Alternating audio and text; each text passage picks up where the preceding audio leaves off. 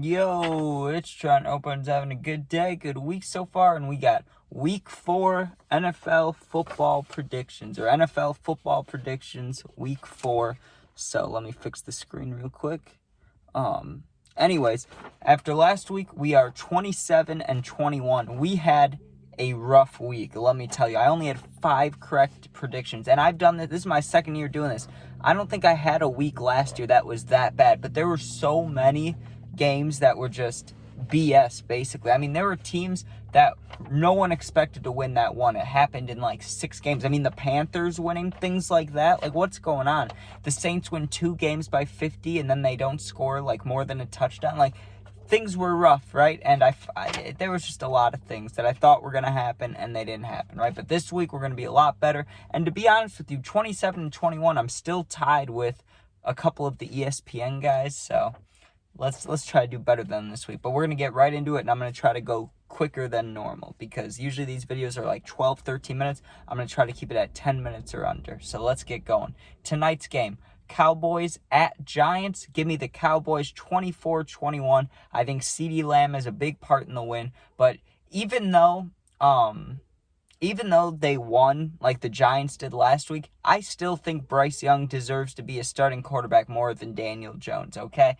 When you have like Daniel Jones, what year is this? His 4th year or 5th year? Something like that, right? He's played 3 years and done pretty shitty. Like, he did good his very first year for that little bit, but then I don't remember if he got hurt or what happened. But ever since then, he hasn't been the same. He hasn't been that good, to be honest with you. Giants fans know it, right? So I'm just saying, I don't get why he's still quarterback. You have Malik Neighbors now, who's helping a lot, but if they had like a competent quarterback, like, they'd be better. But also, they kind of have a similar scenario to the Bears, where their offensive line is not good. And when you don't have a good offensive line, you're not going to be a good team, which unfortunately sucks. I know that feeling. But give me the Cowboys 24-21. Next, we got Bengals at Panthers. I think the Bengals finally win. They'll be 1-3, but obviously, I mean, I don't think they'll lose to the Panthers. I think it was a fluke win. But even though I think it was a fluke win, I'm keeping Andy in, okay? The Red Rifle stays in the fantasy lineup because I believe in him. Unless Jordan Love comes back. But to be honest with you, right now in my fantasy, Jordan Love is 22 points and Andy Dalton is 21.9. So I might just keep Andy in there. Fuck it. But either way, give me the Bengals at Panthers 19-6. That's 2 road wins in a row, and we got a third one coming up. So we have the Saints at the Falcons. Like I said, the Saints, the first 2 weeks, they scored 50-plus points in both games. I think they have a bounce back. I think the Saints have a bounce back, especially against the Falcons. The Falcons are semi-good, I'll say that, but I don't trust in Kirk to bring any team farther than like the first round of the playoffs. He's never done it, to be honest with you. And all the great quarterbacks that we've seen recently, like in my lifetime, what do the great quarterbacks do? They win a lot in the playoffs. You know what I mean? Like, they get to, like, think about Mahomes. Think about, well, I guess that's not a great example. Brady, too. But there's certain quarterbacks, like Josh Allen, too, that they go to the playoffs, they win a game or two, and then, you know, they kind of stay there. But with Kirk, I don't know. I just don't have that much trust in him, to be honest with you. I don't have too much to back it up, but give me the Saints at Falcons 35-14. Next, we have Jags and Texans. I think the Jags need this win to have even a chance at going to the playoffs this year, but I think the Texans want it more, to be honest with you. I mean, the Texans had a rough loss last week. I think they're going to, you know, they've been practicing. They're going to talk, and they're going to be like, hey, let's go out here and beat this 0-3 team. They're not really, like, obviously they're actually 0-3, but I'm sure the Texans are saying, don't treat them like an 0-3 team. Go out there, play hard. And so give me the Texans at home, 21-17.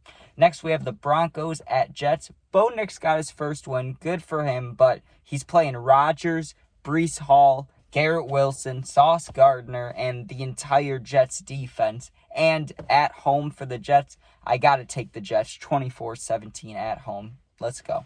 Next, we got Vikings at Packers. This is a tough one. This is my toughest one to decide of the week, right? Because honestly, normally when these two teams play, you expect the Packers to win, mostly, right? But with the Vikings being 3-0, and here's the only reason I'm picking the Vikings, to be honest with you. It's not even because they're 3-0. It's because Either the Packers are going to have Malik Willison for a third week. I don't think that goes well. Or they have an impacted Jordan Love. Like, Jordan Love will be back, but he'll be thinking about that leg injury, He'll be thinking about the MCL or whatever he sprained, He'll be thinking about it. Like, does this hurt? Does this hurt? So give me the Vikings on the road, 31-28. We're about halfway. Next, we have Steelers at Colts. I miss Fields, dude. I miss Fields. I'm a Bears fan, so seeing the Steelers be 3-0 with Fields, it fucking breaks my heart. Like, yes, I want to see him do good, but not that good, dude. Not that good. I'm kidding. I mean, it's not like he's doing that great, but he's doing what he was doing on the Bears, but they're winning. So, you know what? Good for him. But I gotta say, because it's the Steelers playing the Colts, and the Bears just played the Colts, Fields is definitely better than Anthony Richardson Jr. And I know you don't just decide with quarterbacks. Steelers have not even decent, they have a good defense, and the Colts don't. So with all that being said, even though they're on the road, give me the Steelers 28-18. Next, we have the Rams at Bears. This is my biased pick of the week, okay? Most people would pick the Rams here, and I don't blame you, okay? Because here's the deal with the Bears. It's either you block and you have a chance at winning, or you lose. Like, that's it. Either they're going to block somewhat and we have a close game, or they don't block and we get blown out. So, but I'm a true Bears fan, so give me the Bears at home, 27-17. Fuck, dude.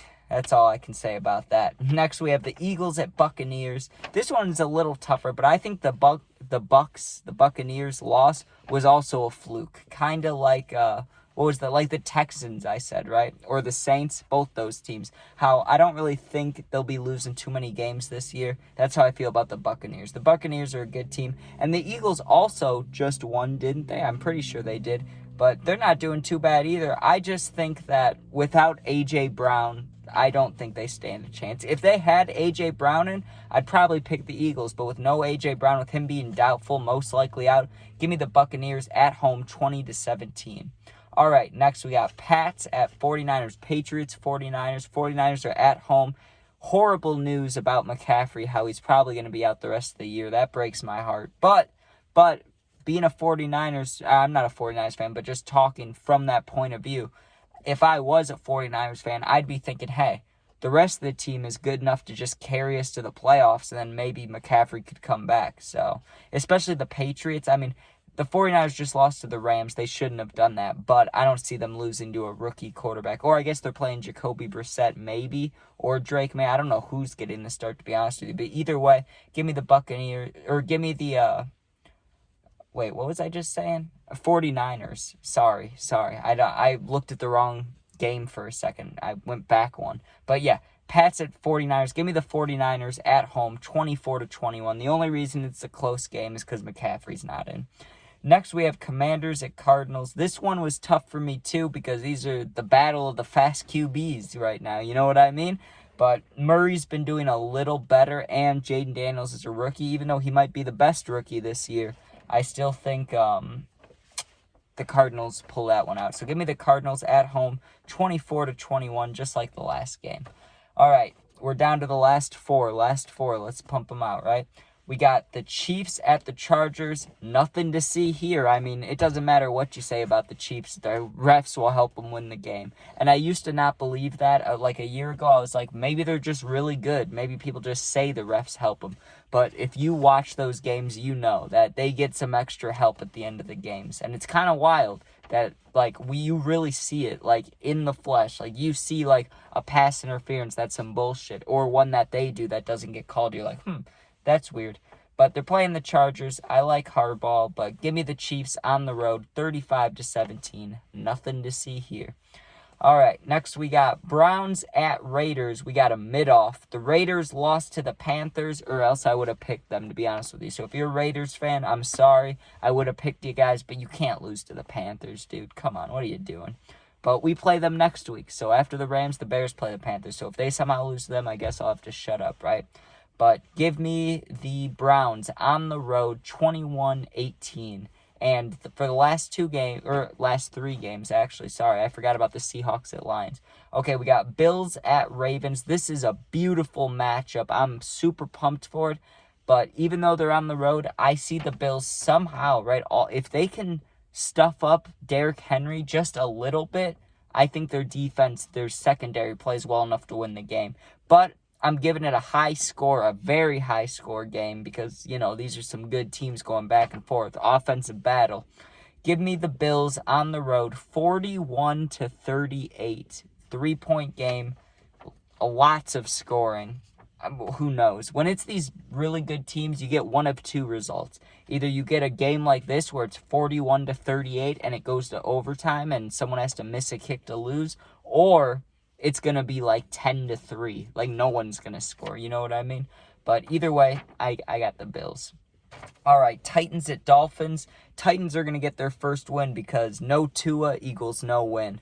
The Dolphins are not the Packers. You're not going to win with a backup quarterback, especially when they might even have to start their third-string quarterback now. It doesn't matter if you have Tyreek Waddle, Devin Achane, Mostert. It doesn't matter who you have. You're losing, okay? So give me the Titans on the road, 17-16. No Tua, no win. And finally, Seahawks at Lions. I probably should pick the Lions here, to be honest with you, but the Seahawks are 3-0, and I don't like the Lions, so give me another biased pick of the week. Seahawks win on the road, 30-27. The last 1, 2, 3, 4, 5 games, I have all road team winning. That's absolutely wild. But anyways, thank you guys for watching. That is NFL Football Predictions Week 4, 2024. We are 27-21, and I'll see you guys next week.